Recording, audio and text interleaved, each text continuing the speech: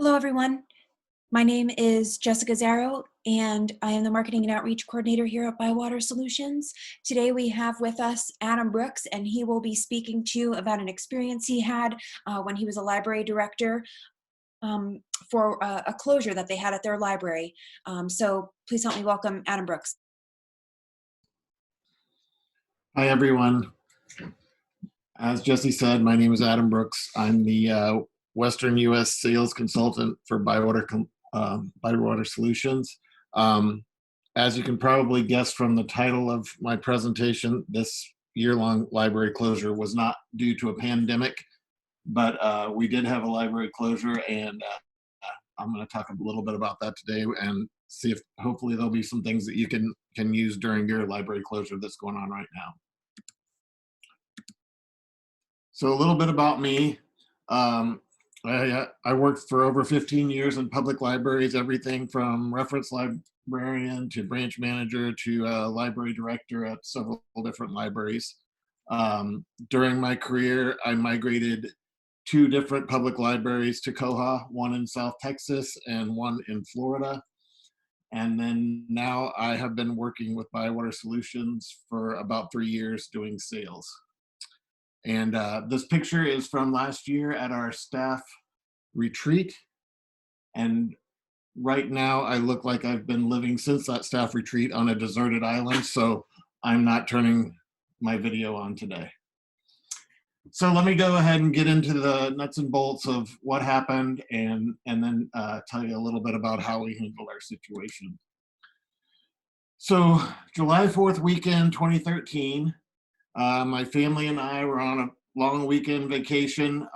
We were still in Florida, but we were about 3 hours away from Hernando County, which was the library I was the director of at that point in time.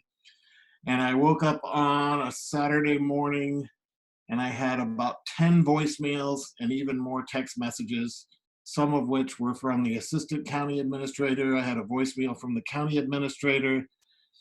And so pretty quickly I deduced that since the county administrator had never ever called me in his life, there was something going on, and I needed to get a hold of our library staff and my boss, who was an assistant county administrator. So our East Hernando branch library was about 5 years old. We had actually just recently, probably 6 years, so we had just recently celebrated our 5-year anniversary of this brand new building. In an underutilized section of the county. This library was not super busy, and it is located in kind of a remote area outside of a small housing development. So in the early morning hours of July 6, 2013, the local emergency personnel and library staff, of course, were responded out for both burglar and fire alerts that they received from the East Hernando Library, and we had a fire situation. And obviously, at a library, that's something that immediately everyone's very concerned. So the fire was on the library patio. We had an exterior reading room that was built on this library and another library that opened at the same time. Basically, a screen enclosure with some patio type furniture that people could go out to and read, because it's Florida and you can sit outside and enjoy it. The local fire department arrived to see that someone had cut the screen. They had come in through the windows, so they did not set off the screen door alarms. When they got into the reading room, they took all of the patio furniture, stacked it against the doors that led out to the exterior reading room, and lit it on fire. The fire itself burned all of the enclosure. It melted the enclosure, and then it wasn't able to really breach the doors into the library, but smoke came through, water came through when the sprinkler system went off, and everything against that wall of the library was destroyed, and the library was inundated with smoke. But the local fire department got there really quickly. They came in and put the fire out quickly. as did the sprinkler system. But peculiarly, as they were fighting the fire, a very young, unknown extra firefighter showed up in full firefighter gear and asked if he could assist them in putting out the fire. So some of you might know where I'm going from there. So obviously, the fire was considered suspicious and was immediately under investigation by the state fire marshal. They came and talked to us at the library to see if anyone, we had no one who really fit a bill of being mad at the library or anything like that. So they came and talked to us, and then they went back and talked to this young man, and he was arrested about 2 weeks later. Young kid, he was 18 years old, kind of had a really bad, life, but he had broken in, set the building, set the room on fire, and he received an 8-year prison sentence. Plus, he had to pay restitution of more than $600,000. So he should be getting released from prison next year. He was basically just very interested in being a firefighter and liked to watch fires. And so, we wish the best for him, but so that part of the situation was handled really quickly by the state fire marshal. So damages. Total damages without insurance for the library were $1,145,695. And then here on this slide, I give you some ideas of what our estimated costs were. We had a $25,000 insurance deductible. It was $420,000 for the cleanup and restoration, which I'll talk about in a minute. About $11,000 for storage, offsite storage, which we used pods. The construction itself was $83,000. The flooring, paint, and all that repair was $576,000. And then it was about $30,000 in damage to items lost in the incident. So these are just figures. That this doesn't reflect any staff time where we went in and went through everything and we're at the location working. None of that's included in these figures. So this brings me to one of my favorite quotes, which at the time I was like, oh my gosh, as a librarian, I was like, you're awful. The facilities manager, when we went out on Monday morning to look at the building, I could see him getting more and more concerned. And he's like, I hate to say this. He's like, but I wish the fire department wouldn't have got here as quickly, because you would have been better off if this building would have burned to the ground. And actually, the building, when we built it, was only about $1 million. So he was probably correct. So our exterior reading room, completely destroyed. As I said, it was melted. All the eaves on that side of the building were melted. All of our new book section, our AV materials, and our magazines were against that wall. All of that stuff was destroyed and had to be replaced. And then the entire library, smoke and water damage throughout the library. They had to take 6 inches of the drywall up throughout the building to get smoke out from in the walls. All the flooring had to be taken up. So you can imagine it was a real mess. So that was all done by our facilities department. They did a lot of that mitigation to get the restoration process started. I should do a little Bywater plug here, because at that time I was a Bywater partner, which is kind of why I'm working for Bywater now. I was able to make a phone call and make that East Hernando branch disappear within 2 minutes. It was gone. They were able to track all the materials that were checked in, make those disappear. All of that was done just with a phone call. So that's my little plug for Bywater, for that part of the process. So restoration. Well, luckily for us, the county had a contract with ServPro, which I think everyone is pretty familiar with ServPro. They do damage control throughout the country. They came in, they did an amazing job. They salvaged the majority of the collection materials.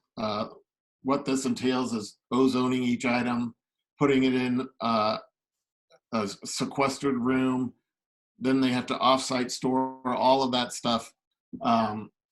They were able to save the majority of the collection, aside from the stuff that was, completely destroyed by the water or fire. And as I said, luckily they were under contract with the county, because you'll get an idea of why that's important on my next slide. Okay, so this was the original county timeline. So the fire took place, like I said, early on a Saturday morning, July 4th weekend, the 6th of July. The arrest happened on the 20th. It was announced on the 22nd. The day after that, I had to go and speak to the board, which was kind of what was the first time I did this presentation. A much shorter version, but I had to give a presentation, what happened, why did it happen, and so that everyone would know what the situation was. So here's where the first spot where I want to point something out to you. You see that I updated the board on July 23rd. Our pre-bid for construction was in December 11th. So 5 months it took before we were even able to pre-bid the construction project for this library. The bid closed about a month later on January 8th of 2014. The contractor was 3 weeks later, the 28th. Once we had a contractor, it then took another month to get them to proceed with the construction. And they were able to actually do you'll see that completion is in quotation marks, which I'll go into in a minute. But in 2 months, they were able to complete the construction project that they were the low bidder for. A lot of things were not included properly in the bid, so they did not do them, leading to more delays. But they were out of the building, facilities was in the building, and then we were able to work in the building starting in April, with trying to get everything set back up. All of our shelves were down. All of the furniture was gone. It had to be also ozoned, because not only was it damaged, the county was also worried about lawsuits. If they did not do that, people could say, oh, we're allergic to smoke, and it was still in the books. We had to be able to prove that had been mitigated. Okay, so let me go forward. I'm going to talk about a few different things that we did right, and then I'll talk about some more that we could have done better. I think all in all, we handled it really well, as much as we could. Looking back, always 2020, there's a few things that you see, and I'm going to share some of those with you, and hopefully that's some things that you can use for your library. All right, so one of the most important things from day one is we had access to our current internal emergency contact info. Like I said, I had messages from everyone that I possibly could have, and I had a great administrative assistant who was in town and able to reply and go out to the site in the middle of the night. Really great staff, dedicated, responsible library staff who were willing to do things that, there was no way I was going to get there. It happened in the middle of the night, like I said, and I was on the other side of the state. But we had library staff that was able to get out there, the manager of that location, our administrative assistant who was out there, and then again, the assistant county administrator was able to go the next day and talk to the fire department and the law enforcement.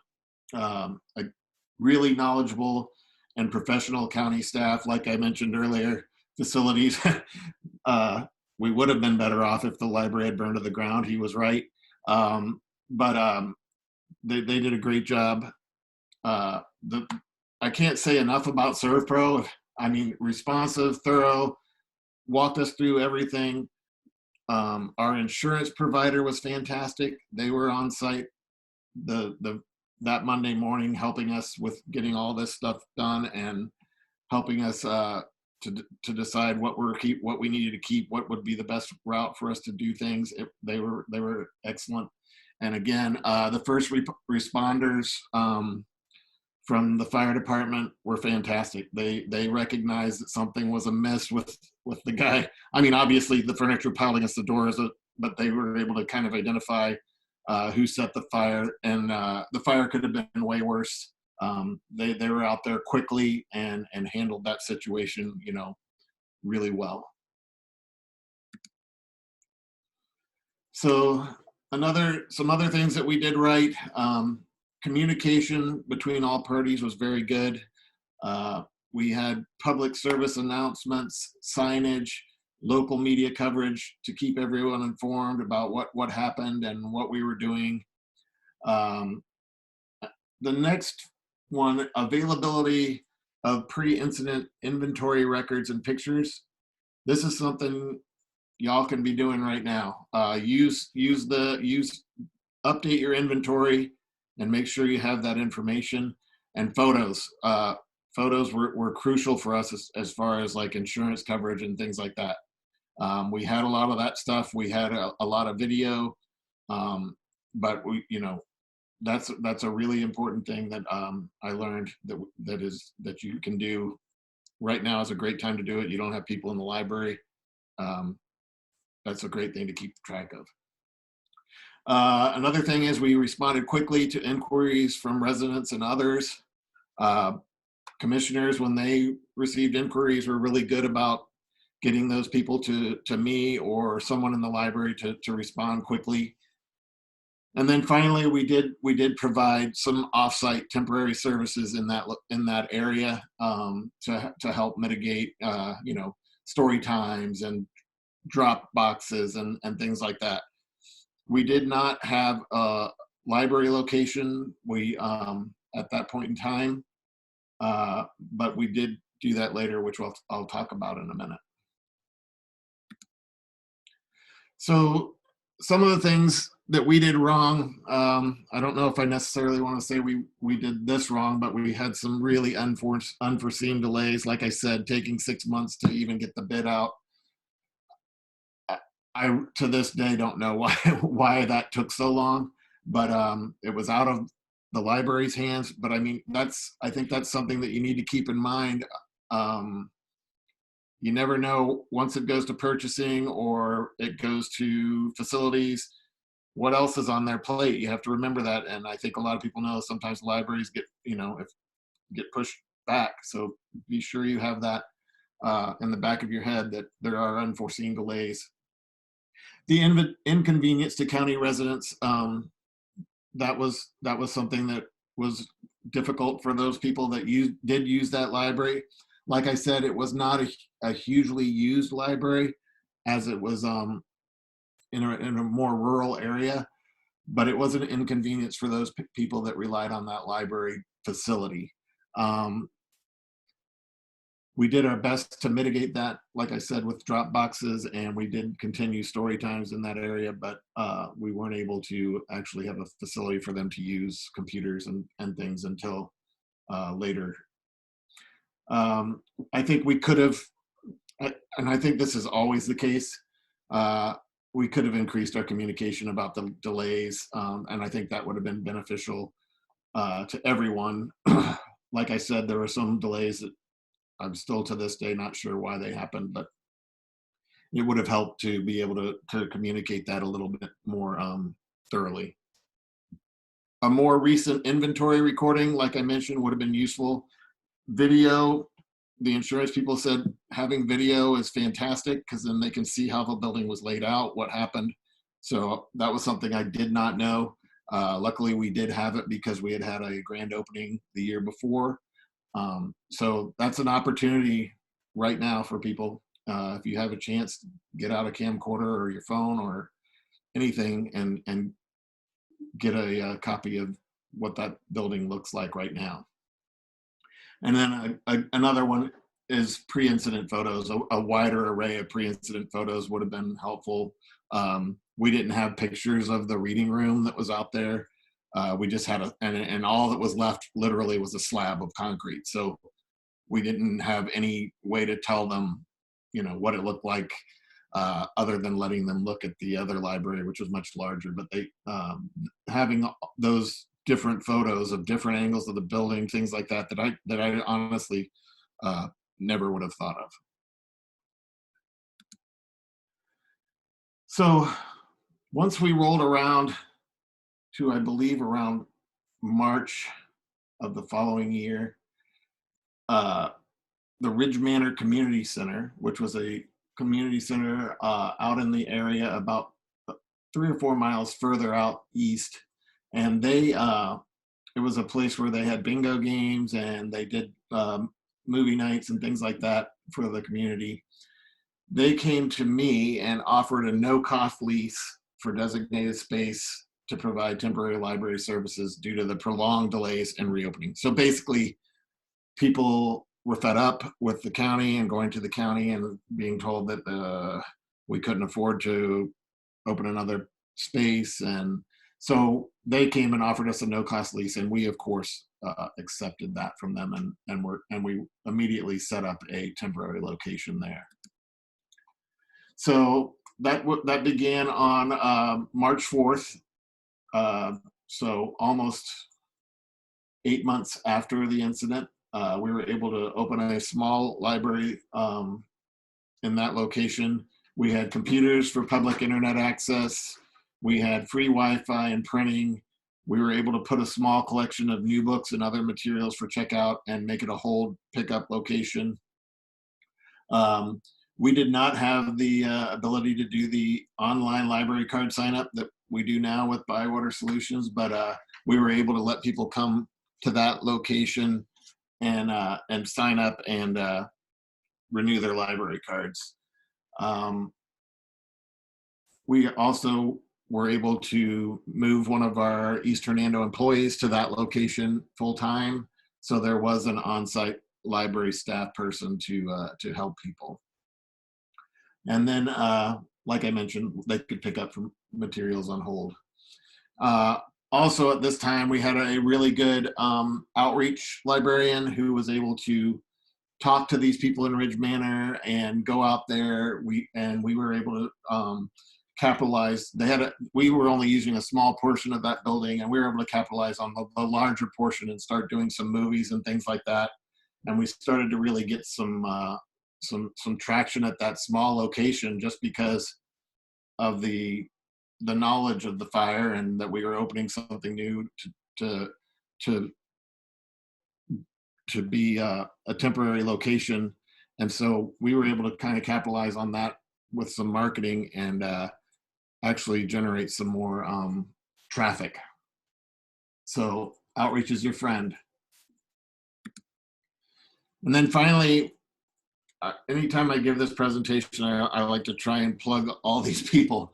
The community support and outreach, this is who we got. So First Lutheran Church was a church that was next door to the library. Tuesday after the fire, they called me and said, "Hey, we saw you had to cancel story time because of a fire. Would you be willing to just have your story times here in our building, in our multi-purpose room?" And of course we said, "Yeah, that's great." We only had to miss one story time, and they were willing to let us host it there for the duration of the closing. Again, Ridge Manor Community Center, they came to us, provided us with a no-cost lease, let us set up services, and really helped us kind of publicize the library more than it already was in that area. Our tourist development office was there.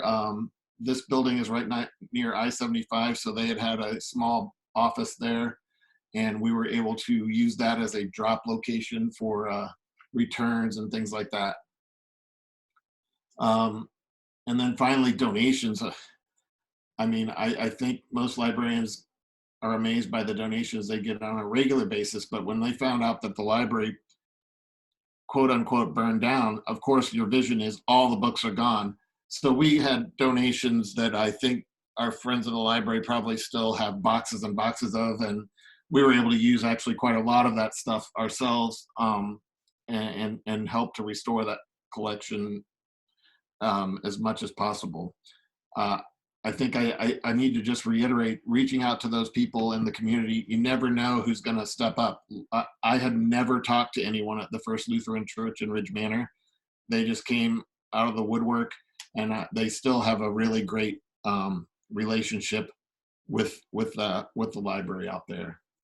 um, Ridge Manor Community Center. That was a lady I met through Kiwanis. I didn't even know she lived in that area, but she used that community center and was on their board. And when she found out that we were having so many delays with reopening the library, she again came to me. We had a great relationship with the tourist development office, so they were willing to help us as well. So, reaching out to people, you never know who's going to step up until you ask, or, sometimes you don't even ask. So I think that, like I said, outreach is always your friend. And then I'm going to let you ask me questions.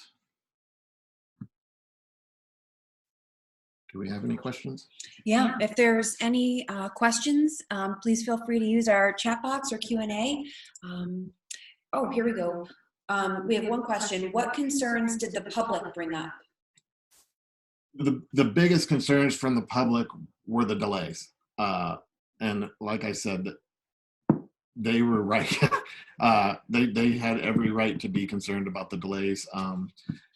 I will say, though, that library's door count almost doubled the following year. So I think, there's no such thing as bad publicity, I think is what they say. So I think the fire people really realized, hey, we have this, facility out here that we need to utilize. And then once we were able to reopen and do a big reopening, it really kind of spurred the attendance at that location.